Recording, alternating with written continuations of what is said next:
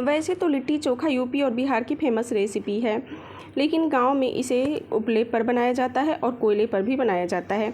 लेकिन मैं आज बना रही हूँ माइक्रोवेव अवन में, सेम वही स्वाद वाला। सामग्री सेम वही रहेगी, लेकिन बस पकाने का तरीका अलग रहेगा। तो आप सेम ऐसे ही तैयार करके आग पे बना सकते हैं, कोयले पर बना सकते हैं, उपले पर भी बना सकते हैं और गैस पे, या इसको फ्राई भी कर सकते हैं। तो खाना तो है ही हमें, क्योंकि यूपी बिहार वाले कहीं भी रह लें, लिट्टी चोखा ना बने ऐसा हो ही नहीं सकता। तो आज मैं बना रही हूँ लिट्टी को माइक्रोवेव अवन में। हाय एवरीवन, मैं शालिनी सीक्रेट रेसिपी में आपका स्वागत करती हूँ। तो आइए चलिए हमारे किचन में मैं बताती हूँ कि मैं अपने घर में लिट्टी चोखा कैसे बनाती हूँ।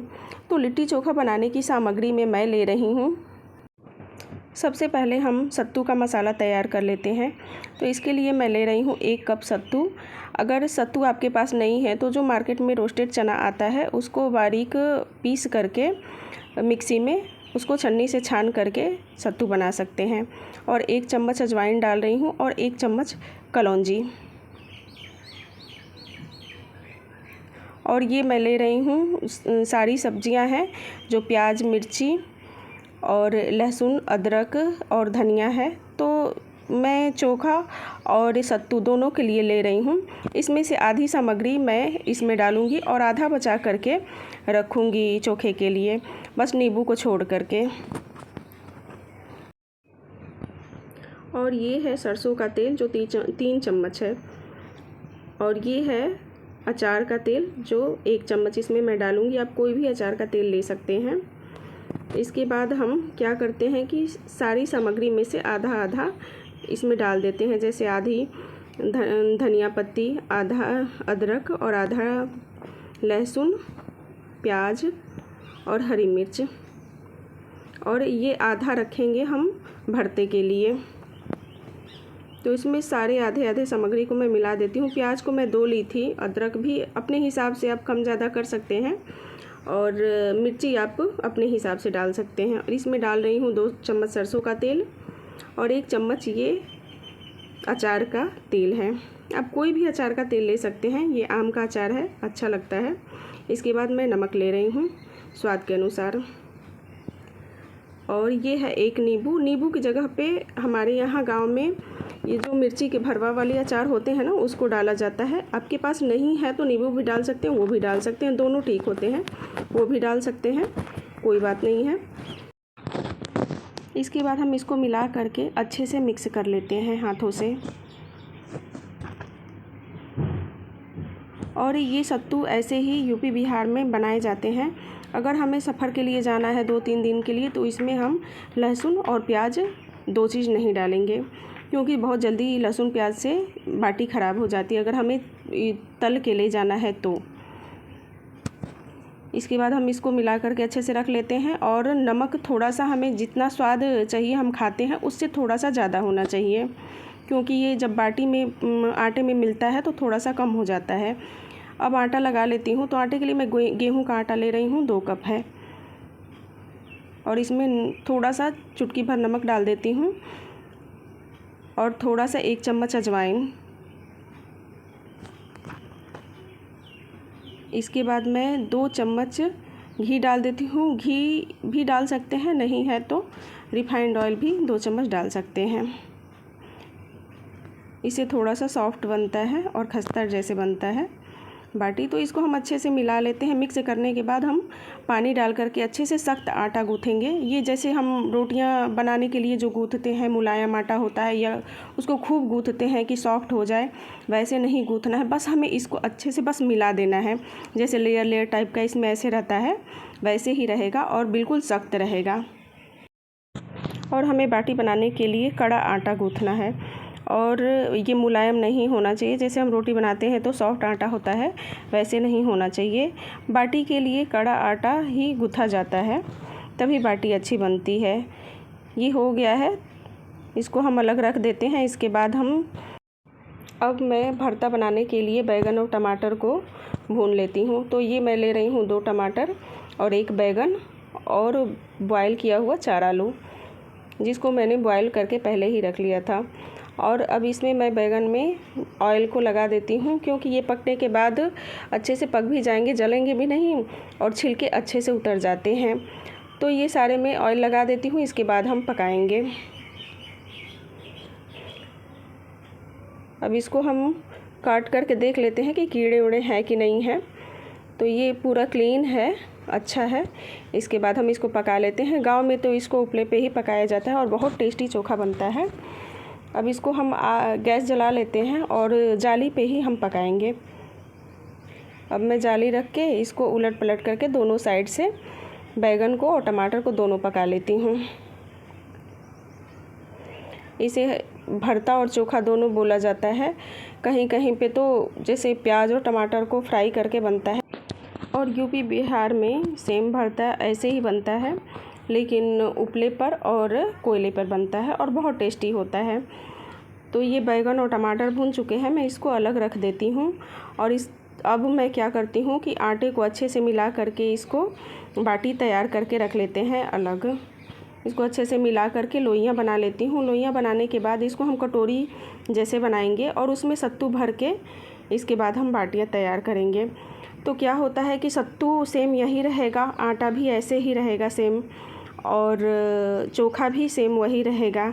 इसमें कम और ज़्यादा सामग्री आप कर सकते हैं, लेकिन सामग्री सेम रहेगी। बनाने के तरीके अलग रहेंगे। तो इसको हम माइक्रोवेव में भी बना सकते हैं, गैस पे भी बना सकते हैं, कुकर में भी बना सकते हैं, या कोयले पे भी बना सकते हैं, या अप्पम मेकर में भी बना सकते हैं, या उपले पे भी बना सकते हैं। लेकिन सेम सामग्री यही रहेगी। अगर हमें सफ़र में जाना है और हमें सत्तू की बाटी मतलब तल के फ्राई करके लेके जाना है, तो उसमें हम लहसुन और प्याज दोनों चीज़ नहीं डालेंगे। अभी हम सारे लिट्टी को ऐसे ही तैयार करके अलग रख लेते हैं। इसके बाद हम माइक्रोवेव में बनाएंगे। और मैं धीरे धीरे कोशिश करूँगी कि जैसे कुकर में और उपले पे मतलब सारे तरह के तरीके मैं एक एक बार शेयर करूँगी ज़रूर। तो ये पूरा मैं भर करके तैयार कर ली हूँ, और इसके बाद पूरा तैयार हो जाता है तो हम इसको माइक्रोवेव में बेक करेंगे। इस लिट्टी को कई नामों से जाना जाता है, जैसे इसको बाटी के नाम से भी जानते हैं, लिट्टी भी बोला जाता है, और घाटी भी बोला जाता है, और गांव में इसे भौरी भी लोग बोलते हैं। तो ये सारे बॉल्स तैयार हो गए हैं। इसके बाद हम बेक करेंगे। तो बेक करने के लिए मैं ये जो हाई रैक है माइक्रोवेव का ये ले रही हूँ, और ये है तवा। ये माइक्रोवेव में ही मिलता है, और ये कन्वेक्शन मोड पे मैं बनाऊंगी। तो इसके लिए मैं थोड़ा सा हल्का सा ये ग्रीस कर देती हूँ घी, और हल्का हल्का सारे बाटी में मैं लगा देती हूँ घी। और ये तैयार करने के बाद हम रख देते हैं अलग, और इसके बाद हम माइक्रोवेव को प्री हीट करेंगे। अब हम माइक्रोवेव को कन्वेक्शन मोड पे कर देते हैं, और 180 डिग्री पे हम इसको प्री हीट करेंगे। तो ये 180 डिग्री दिख रहा है। इसके बाद हम स्टार्ट बटन को 2 बार दबाएंगे तो ये प्री हीट होने लगेगा। इसको प्री हीट होने में 9-10 मिनट लगते हैं। तो 9-10 मिनट हो जाएंगे, इसके बाद मैं ये बाटी मतलब बनाऊंगी इसमें, तब तक ये प्री हीट हो जाएगा। अब अवन प्री हीट हो गया है और बीप की साउंड भी आ रही है। तो अब हम सबसे पहले इसको खोल करके हाई रैक को रखेंगे। फिर इसके बाद बाटी वाला तवा रख देते हैं। इसे हमें संभाल के रखना है, ये बहुत गर्म होता है, हमें ध्यान दे करके रखना है। इसके बाद ये हम तवा रख देते हैं, और फिर कैंसिल बटन को दबा देते हैं। इसको कैंसिल करके फिर इसके बाद हम कन्वेक्शन मोड को ऑन करेंगे, और 180 डिग्री पर 20 मिनट के लिए हम स्टार्ट कर देते हैं। जब तक बाटी बेक हो रही है तब तक मैं चोखा भी तैयार कर लेती हूँ। तो चोखा बनाने के लिए सबसे पहले हम टमाटर और बैगन का छिलका उतारेंगे।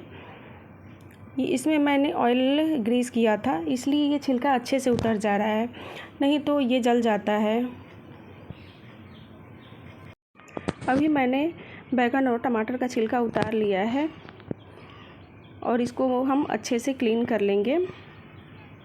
इसके बाद मैं ले रही हूँ उबला हुआ आलू जो 3 है और 2 टमाटर और 1 बैगन। और इसमें हम मिलाएंगे जो सत्तू के टाइम मैंने लहसुन और प्याज सब आधा आधा रखा था, तो वो सब मैं मिला देती हूँ, जिसमें है लहसुन और धनिया, हरी मिर्ची आप टेस्ट के अकॉर्डिंग डाल सकते हैं। ये अदरक है और ये धनिया पत्ती है। इन सबको मिला करके इसके बाद हम इसमें स्वाद के अनुसार नमक डाल देते हैं और इसमें 1 चम्मच सरसों का तेल डाल देते हैं।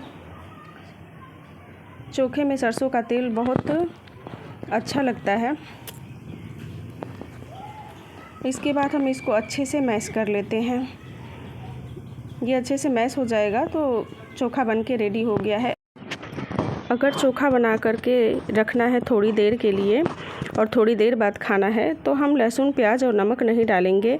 खाने के टाइम हम नमक प्याज और लहसुन डालेंगे, नहीं तो चोखा काला पड़ जाता है और प्याज और लहसुन की स्मेल भी आने लगती है। तब तक मैं लिट्टी को भी चेक कर लेती हूँ। तो अभी इसमें 12-13 मिनट बचे हैं। तब तक मैं इसको उल्टा करके फिर से दोबारा रखूँगी, क्योंकि एक साइड से ये पक गया है, ब्राउन हो गया है और दूसरे साइड से हमें ब्राउन करना है। पकने को तो पक गया है लेकिन हल्का सा हम ब्राउन करेंगे। तो देखते हैं कि कितने टाइम में ये पूरा तैयार हो जाता है। मैंने 20 मिनट का टाइमर लगाया था, जिसमें अभी 13 मिनट बचे हैं। फिर इसके बाद मैं उल्टा करके इसको रख देती हूँ अंदर और स्टार्ट कर देते हैं। अगर आपको सफ़र में जाना है 2-3 दिन के लिए तो सत्तू में लहसुन प्याज आप मत डालिए और इसको चपटा करके थोड़ा सा लिट्टी जैसे और फ्राई करके आप ले जा सकते हैं। ये जल्दी ख़राब नहीं होता है। लहसुन प्याज डालने से लहसुन प्याज की स्मेल आने लगती है। अभी ये मैं चेक कर लेती हूँ कि हुआ है कि नहीं हुआ है। अभी 1-2 मिनट के लिए मैं अब इसको और बेक करूँगी। तो इसमें ये अभी बचे हैं 6 मिनट, जिसका पूरा तैयार होने में 15 मिनट लगे हैं। मैंने 20 मिनट का टाइमर लगाया था। ये 15 मिनट में बनके तैयार हो गया है। ये बाटी देखिए खूब अच्छे से ये फट भी गई है। तो फट गया तो यही होता है कि जब बाटी फट गई है तो पूरे अंदर से अच्छे से बेक हो जाता है, पक जाता है। ये सारी बाटी देखिए हर जगह से सारी बाटी पक गई है। अब इसके बाद हम इसको अगर और ब्राउन करना चाहते हैं तो उसको अगर ग्रिल मोड पे हम ब्राउन कर सकते हैं, या तो हम गैस पे भी इसको हल्का सा ब्राउन करेंगे, क्योंकि थोड़ा सा ब्राउन अच्छा लगता है देखने में। लेकिन पकने को तो पक गया था, तो इसको हम गैस पे ही ब्राउन कर लेते हैं। इसके बाद हम सर्व कर लेते हैं घी डाल करके और इसके साथ नींबू, प्याज, मिर्ची और चोखा। देखिए कितना अच्छा बना है। आप एक बार ज़रूर ट्राई कीजिए और पसंद आए तो ज़रूर बताइए कि आपको ये बाटी चोखा कैसी लगी। अगर आपको और कोई रेसिपी चाहिए तो आप कमेंट बॉक्स में बताइए, मैं ज़रूर बनाने की कोशिश करूँगी। और इसकी कई तरह की रेसिपी है बाटी की, जिसको तल के भी बनाया जाता है, कुकर में भी बनाया जाता है, उपले पे भी बनाया जाता है। तो मैं एक एक करके सारे बनाने की कोशिश करूँगी।